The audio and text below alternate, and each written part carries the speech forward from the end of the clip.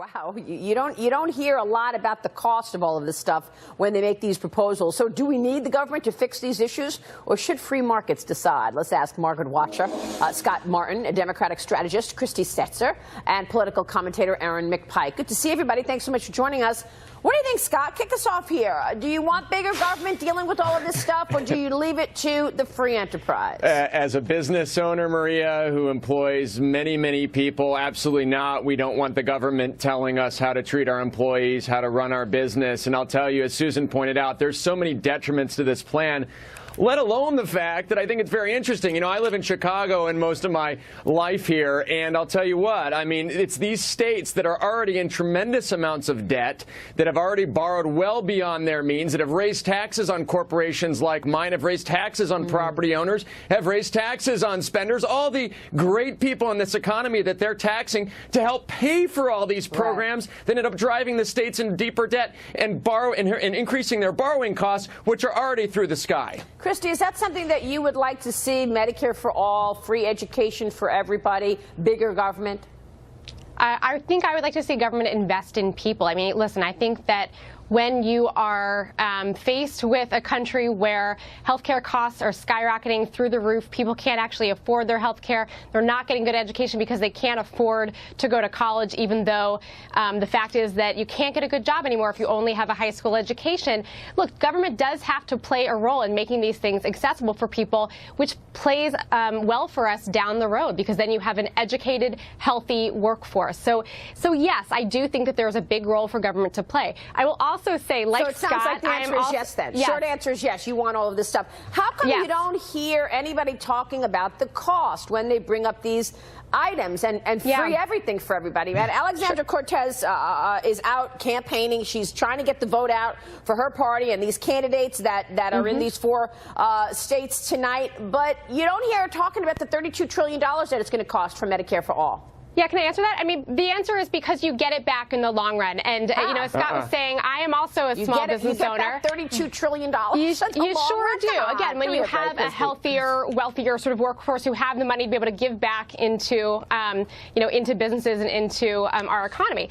Again, as a business owner myself, here's what I know. If you pay people well, if you treat them well, if you treat them not like robots, but actually like human beings who have lives outside of work and may sometime need to go care for an ailing parent, or may need to take leave because they just had a baby, for 3 months, huh? then they're going to actually, maybe 3 months. And pay them, Christy, based on free market rates. Harder for you when they come back. They're going to work harder for you when they come back. Go ahead, Aaron. Do you get $32 trillion back? What do you say?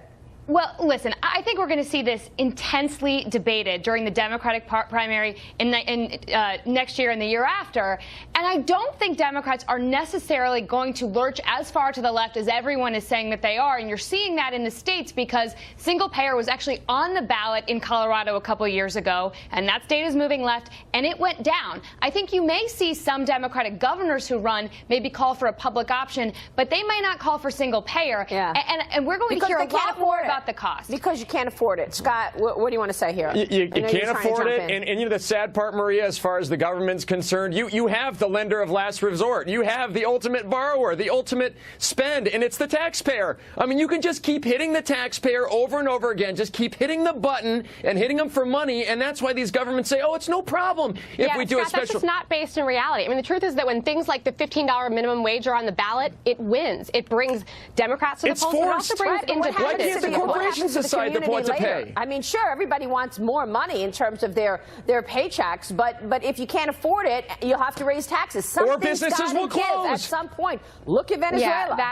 The problem again is that if you leave it up to businesses to decide what they're going to pay people, some of them are going to try to skirt the system and pay as little as possible. And some won't. There has to be some sort of minimum standard. That's why we have a minimum wage. But then those employees will quit and go get a better job. That's right. They'll go get a job down the street. Unfortunately, not everyone can quit and go get a better job. Again, that is why it is the role of government to actually set a minimum standard and say, hey, you know, after, for example, the Triangle Shirtwaist Factory, you have to like limit this to a 40-hour work week. You can't pay people absolutely nothing. We have to agree upon some minimum standards. Nobody. And if you give them UBI, if you give them universal basic income, guess what, Christy? They don't take the job anyway because they don't have to. So there you go. If you pay Democrats, there are more job openings than people. I mean, there are are a lot of opportunities right now. If you're paying There are people a lot close of to nothing, opportunities right now. those people will leave, and they will go That get is a better the hope, job. but That's some the people point. just can't. That's a free market. That's a free market. All right, great debate, guys, and I know this debate's going to continue well beyond the midterms. Thanks very much for weighing in, all of you.